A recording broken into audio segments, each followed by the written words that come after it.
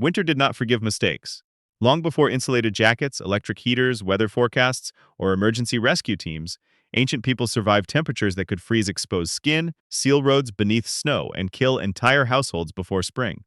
They did not survive because they were naturally tougher. They survived by turning grass into footwear, dirt into walls, smoke into central heating, and livestock into portable furnaces. Some slept above fire. Others shared rooms with animals. A few deliberately buried their homes beneath the ground. These methods often look primitive. Many were anything but. 5,000 years ago, a traveler crossed the frozen Alps wearing shoes filled with grass. His body is now known as Ötzi the Iceman, discovered in 1991 near the border between modern Italy and Austria. Ötzi lived around 3300 BCE. When he died, he was carrying tools, weapons, food, and a carefully assembled collection of clothing designed for movement through cold mountain terrain. His shoes were especially strange. The outer layer was made from animal hide. Inside, a net of plant fiber held bundles of dry grass around his feet. The grass was not decoration. It trapped pockets of air, creating insulation between his skin and the frozen ground. Modern hikers buy synthetic liners for the same reason. Ötzi used whatever grew beneath his feet. The design also had one brutal advantage. When the grass became damp from sweat or snow, it could be removed and replaced. His insulation was cheap, local, and disposable.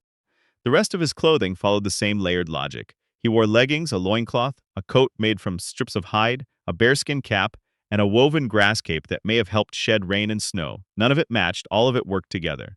The strange part was not that Stone Age clothing looked crude. The strange part was how closely its structure resembled modern cold weather gear, a moisture barrier outside, insulation inside, multiple layers over the body, replaceable material around the feet. The oldest surviving winter outfit in Europe was already using principles sold in outdoor stores today. Ötzi understood the mountain. The mountain still killed him. Roman soldiers discovered that sandals worked better with socks.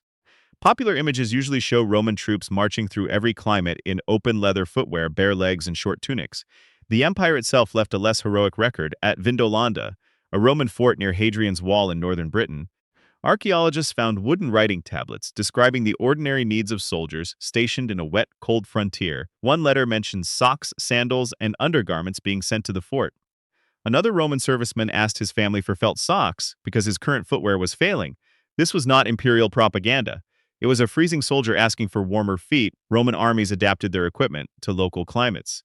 Soldiers wore woolen cloaks, heavier tunics, leg coverings, socks, and enclosed boots when conditions demanded them. The famous Roman sandal did not disappear. It simply gained insulation. The empire also fought cold with architecture. Wealthy houses, villas, forts, and public baths sometimes used a heating system known as the hypocaust. A furnace pushed hot air beneath a raised floor. The heat moved through the empty space and sometimes climbed through hollow channels inside the walls. The room was heated from below. To someone entering from a frozen street, it must have felt impossible. But the system consumed enormous amounts of fuel. Fires required constant feeding.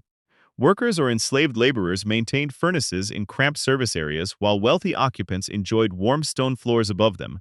Roman comfort depended on someone else standing beside the fire. There were cheaper methods. Portable braziers burned charcoal inside rooms. Thick curtains reduced drafts. Beds were layered with wool, hides, and blankets. The brazier was useful. It was also dangerous. Incomplete combustion could fill a closed room with poisonous gas. A family trying to escape the cold could quietly lose consciousness beside the object keeping them warm. Rome engineered heated floors.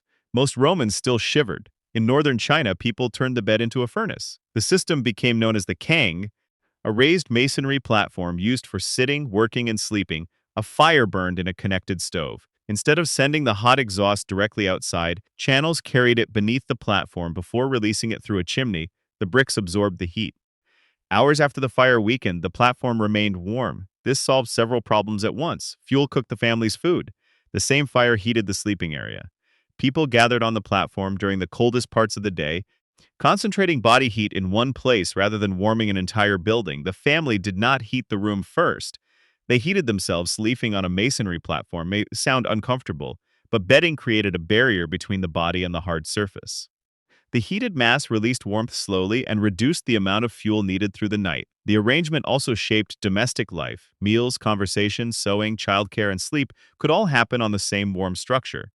During severe winters, the Kang became the center of the household because every step away from it meant entering colder air. Its hidden channels created another risk. Cracks, blocked flues, or poor ventilation could allow smoke and carbon monoxide into the living space. The technology demanded maintenance. A warm bed with a damaged exhaust system could become a sealed trap. The platform preserved life. The smoke waited underneath. Across parts of Korea, heat traveled beneath entire floors. The traditional system, now called Ondol, also directed hot gases from a fire through channels under a stone floor. The cooking fire did more than prepare food. It warmed the stones beneath the room, creating a large surface that radiated heat upward.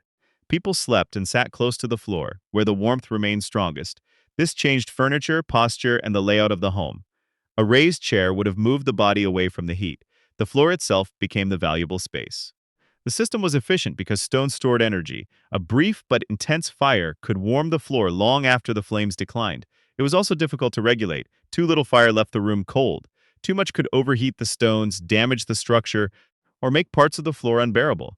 Smoke channels had to remain clear. Gaps could leak fumes. A successful household learned the personality of its floor, where the stones became hottest, how much wood the fire required, how long the heat lasted, which sleeping position was warm without becoming painful. Modern heating uses thermostats. Ancient families used memory. Norse settlers in Iceland built houses from the ground they stood on. Timber was limited. Wind was relentless. And ordinary stone walls offered little insulation. The answer was turf. Builders cut blocks of soil held together by grass roots, then stacked them into thick walls around a wooden frame. More turf covered the roof. Some structures were partially sunk into the earth. From a distance, the house seemed to disappear into the landscape. That was not aesthetic restraint. It was thermal survival. Thick walls slowed heat loss. Earth blocked wind. Small openings reduced drafts. The combined heat of fires, lamps, cooking, animals, and human bodies accumulated inside a confined space. Privacy became expensive. Large households might sleep in the same room, sometimes sharing benches or beds. Servants, relatives, children, and workers remained close because every additional body produced heat. The house preserved warmth by refusing to let people spread out. Air quality suffered. Smoke from open fires irritated eyes and lungs. Damp turf encouraged moisture. Clothing, food, fish, wool, sweat, and animals created a dense mixture of smells that had nowhere to escape. Ventilation released smoke. Ventilation also released heat. Every opening required a compromise. The walls themselves demanded repair. Rain, wind, erosion, and seasonal freezing damaged turf over time. A house made from soil was well insulated, but it was never truly finished. The occupants survived winter inside a building, slowly returning to the ground. Steppe nomads carried their winter houses with them. Across Central Asia, mobile communities developed circular dwellings built from collapsible wooden frames, ropes, and layers of felt. The structure is commonly known as a yurt. Felt was made by compressing and matting animal fibers, especially wool. The resulting material trapped air, resisted wind, and could be layered according to the season. In warmer weather, coverings could be adjusted for ventilation. During winter, additional felt reduced heat loss. The circular shape offered another advantage. Wind moved around the walls rather than striking a broad, flat surface. The low profile reduced exposure during storms. At the center, a stove or open hearth provided heat. Smoke escaped through an opening in the roof. Everything depended on balance. Close the opening too tightly, and smoke collected inside. Leave it too wide, and warmth escaped. The same hole that allowed the family to breathe also allowed winter to enter. Animals made the system possible. Sheep provided wool. Horses and oxen moved the structure. Dung could be dried and burned where firewood was scarce. Meat and dairy products supplied calories when crops were unavailable. The dwelling was portable because the landscape demanded movement. Families followed grazing animals rather than remaining in one place until local resources collapsed. Their house was not separate from their survival system. It was one component of the herd. Some ancient communities treated animals as heating equipment. In cold regions, houses and barns were often placed close together or combined within the same structure.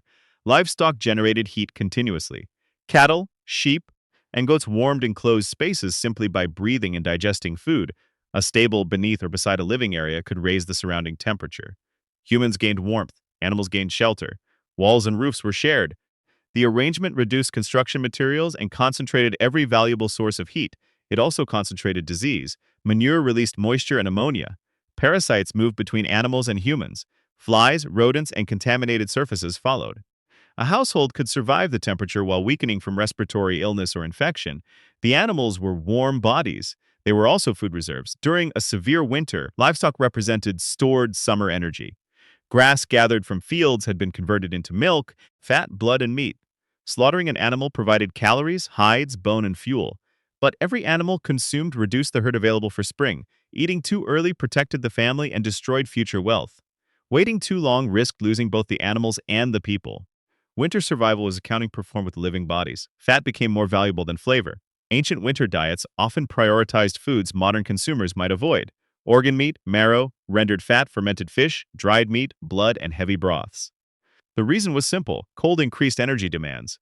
Food had to last for months without refrigeration, because winter itself acted as the refrigerator, drying removed moisture. Salting slowed spoilage. Smoking exposed meat to compounds that discouraged microbial growth. Fermentation allowed controlled organisms to transform food before uncontrolled decay destroyed it. The result was not always pleasant. Some preserved foods smelled sharp enough to fill a building. Others became tough, sour, oily, or intensely salty. They were eaten because they remained edible when gardens were frozen and hunting became dangerous. Fat was especially important. It carried more energy per unit of weight than protein or carbohydrates.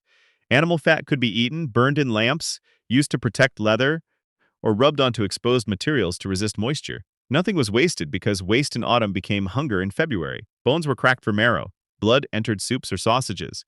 Tendons became cord. Hides became clothing. Horn and bone became tools. The animal disappeared piece by piece. Winter consumed the rest. People also learned to survive by becoming colder. Ancient homes were rarely heated to modern indoor temperatures. Many rooms remained close to outdoor conditions, especially away from the fire. Instead of making the entire house comfortable, people created small zones of survival. They wore hats indoors. They slept in clothing. Families shared beds. Curtains surrounded sleeping platforms.